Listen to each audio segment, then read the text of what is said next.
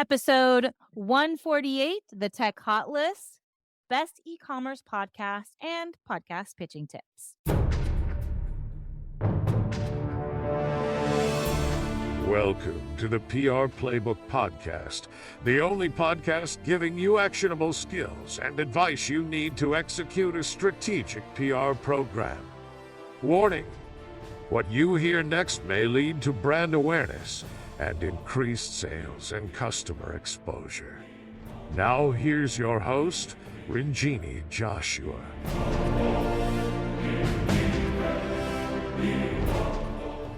Hi again. Of course, this is Ranjini for the PR Playbook Podcast. And today we're going to be talking about episode 148, the Tech Hot List and Best E-commerce Podcasts. So we've been working a lot in the e-commerce space lately, and it's been booming with different SaaS platforms and omnichannel platforms and services. And e-commerce retail is really loud and noisy right now, especially with NRF coming up in January.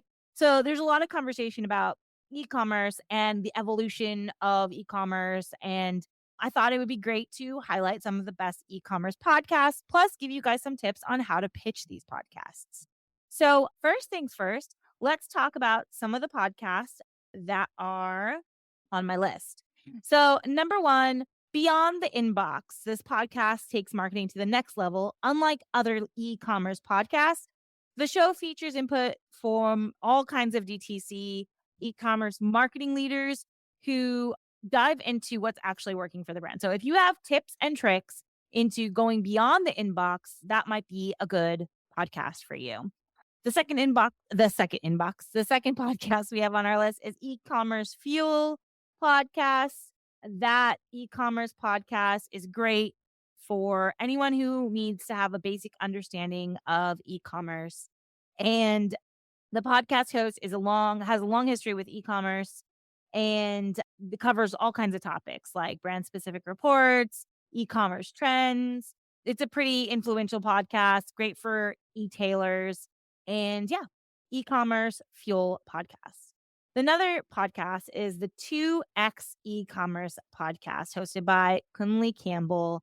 It's geared towards inspiring entrepreneurs and marketers in the retail industries. So if you want to learn from other marketers and entrepreneurs, this is a great intermediate to advanced knowledge podcast that can be technical, but could be good for anyone in the e-commerce space. The next one is called Ecom Manager Podcast. And that podcast is a little bit conversational and features top e-commerce founders, CEOs, and professionals, and goes beyond just the buzzwords of e-commerce, but into personal stories and things like that. So tips and tricks, but also some stories about other entrepreneurs and of the like. Number 5, My Wife Quit Her Job podcast, which is hosted by Steve Chu, and he explains how his wife transitioned from a boring desk job to a successful online business and really shares more personal stories on how his wife kind of navigates her online business. And so it's great for beginners of e-commerce and might even convince you to quit your day job. Future Commerce Podcast is another great podcast. We've had some guests on, and it's great for keeping up with future trends and listening to experts and startup founders on what's going on and what's going on next in the future of just commerce, retail, e-commerce. The next one is called E-commerce Fastlane, and it really talks about owners who want to accelerate their business growth, specifically with the Shopify platform. So if you're interested in that, this host, Steve Hutt, is a startup founder and senior merchant success manager at Shopify Plus. So it's really Shopify focused. The next one is E-commerce Lifestyle. It is a podcast that aims at people finding freedom through entrepreneurship and e-commerce, obviously. And the host gets a little creative by asking unconventional questions and is talking about the logistics of e-commerce. E-commerce Conversation by Practical E-commerce, which is a publication, obviously. It's an excellent resource for e-commerce entrepreneurs that want to gain knowledge in leadership and management skills, product procurement, and placement. So if you want to hear what's working with other brands, then E-commerce Conversations is a great place to go. And last but not least, I'm going to say The Fizzle Shows is one of the oldest podcasts in the industry, dating back to 2013, and one of the biggest podcasts now. Entrepreneurs can tune in for actionable advice and tips from different experts. It's aimed at listeners who are excited to kind of grow their business and looking for new ways to kind of boost what they're already doing. So that's the Fizzle Show. So we started here by Beyond the Inbox, e-commerce fuel podcast, 2X e-commerce podcast, ecom manager, my wife quit her job, future commerce podcast, e-commerce fastlane, e-commerce lifestyle, e-commerce conversations by Practical E-commerce, and the Fizzle Show. So those are 10 awesome e-commerce podcasts to listen to or tune into. Some of them have to do with Shopify. Some of them have to do with entrepreneurship. You'll see a mixed bag there. So with these 10 podcasts that you might want to submit yourself for, I want to give you some tips on creating a podcast profile that might get accepted for them. Now, first of all, you have to create a quick bio, and I would say keep it between 100 and 250 words. Talk about how you're an expert and where your expertise lies in the key e-commerce fields. The next critical thing that I think people forget is that you need to tell them what you want to talk about. What do you want to talk about that their listeners could be interested in? So once you've done a little bit more digging on these podcasts, how does your conversation fit into what they're saying? And maybe suggest 1, 2, or 3 topics on what you could talk about with the host. And, make it something that would be interesting to their listeners, something that's directed towards the purpose and mission of the podcast.